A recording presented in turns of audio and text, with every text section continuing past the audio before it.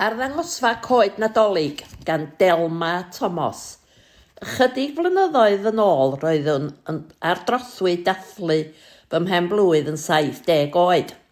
Gan nad wyf yn berson sy'n hoffi mynd i sefyllfa lle mae tyrfa fawr o bobl, nid oeddwn am gael fy nal gyda rhywun yn trefnu surprise party mi, fel oedd y ffasiwn y pryd hynny. Felly penderfynais roi gwahoddiad agored i ffrindiau a chymdogion i alw draw unrhyw amser am baned neu lasiad bach o win cartref. Chacen penblwydd ar y diwrnod arbennig rhwng 9 y bore a 6 o'r hwyr. Codi'n gynnar, cael brecwas a fficio draw i'r siop leol.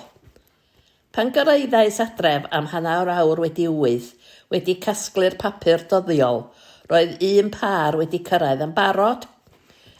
Roedd ar ei ffordd i ymweld â theulu yng ngogledd Lloegr ac eisiau galw cyn cychwyn. Dechrau da a chynnar felly i'r diwrnod. Gan fod fy mhenblwydd ar Ragfyr 16, roedd yr addurniadau Nadolig wedi ei gosod. Felly roedd nifer fawr o goed yn addurno'r ystafelloedd o gwmpas y tŷ. Bu ffrindiau a chymdogion yn cyrraedd drwy'r dydd tan 9 o'r gloch yr hwyr. Roedd tua 80 wedi mynd a dod yn ystod y dydd, a finnau wedi mwynhau cwmni fawr iawn. Wrth eistedd gyda chriw o ffrindiau yn ystod y pnawn, dywedodd un ar merchaid, mae'r coed Nadolig ma'n hynod hyfryd. Pam na wneud i agor dy gartref i godi arian i elusem? Yn hwyrach ymlaen yn y flwyddyn newydd, pan oeddwn nhw'n rhoi'r coed i gadw, meddyliais, pam lai? Mi allai wneud arddangosfa fach Nadolig nesaf, a dyma fydd.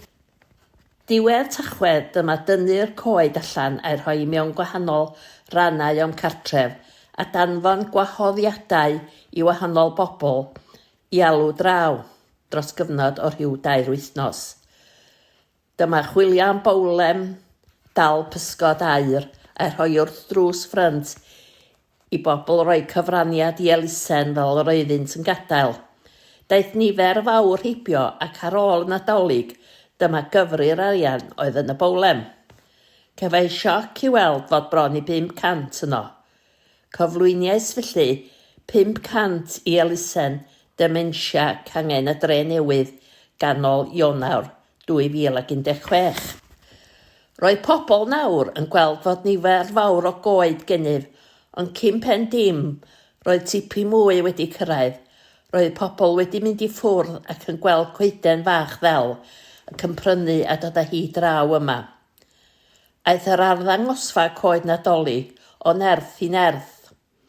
Mae coed 6 troedfedd yma o liw gwyrdd, gwyn a ffink, a rhai tua 4 i 5 troedfedd mewn lliw arian, aur, porffor, du, hefyd a un neu 2 werdd. Mae'r coed bach wedi gwneud allan o bob math o ddefnyddiau, rhai wedi gweu, crosio, gwydr, clai, croesbwyth a nifer o rhai pren wedi ei gwneud gan bobl leol. Rwy wedi derbyn nifer o goed oddi wrth ffrindiau a phobl o'r ardal a thu hwnt. Cefais nifer gan aelodau clwb cwiltio Maldwyn sydd hefyd yn aelodau brwd o Ferched y Wawr Carno. Bellach mae gen i nifer o goed hyfryd croesbwyth yn cynnwys un nes i wneud pan yn y coleg dros hanner 100 mlynedd yn ôl. Ar ôl llwyddiant y flwyddyn gyntaf, mi gadwais ymlaen ac agor eto i'r coed, un flwyddyn ar ôl y llall. Un diwrnod, daeth 4 aelodau Merched y Wawr i lawr o ddinas Mawddwy i weld y casgliad.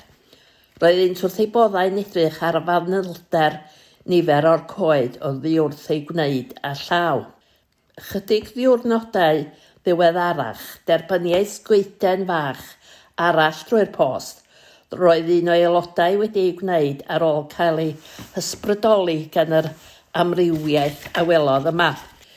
Daeth teulu o'r pentref yma a'i mab y bum yn ei ddysgu yn yr ysgol leol, ond oedd erbyn hyn yn briod ac wedi symud i fyw i Sweden. Mae'n siŵr ei fod wedi mwynhau gweld yr holl goed, achos ges i goedan fach o swedyn a nodyn yn dweud, mae'n siŵr y gallwch wneud lle i un fach arall. Yn ogystal â'r goedan o swedyn, mae gen i nifer o rai wedi dod o dramor, coed gwydr o Lyngarda, coeden ddefnydd o Ecwador, hefyd rhai o'r Almaen, Sbaen, y Swistir a'r Alban. Pan ddaeth y Covid, bu rhai cael drws ac fe gollais 2 flynedd o gyfleoedd codi arian.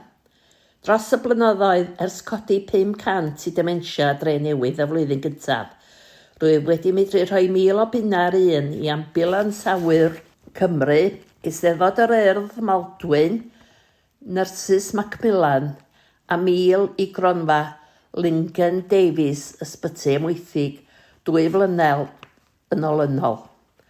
Mae pobl yn dweud fod gosod yr arddangosfa'n siŵr o fod y waith caled, ond dwi ddim yn ei weld o felly. Dwi'n mwynhau gwneud, ond mae'n rhaid cael system arbennig wrth ei tynnu lawr a rhoi gadw dros weddill y flwyddyn.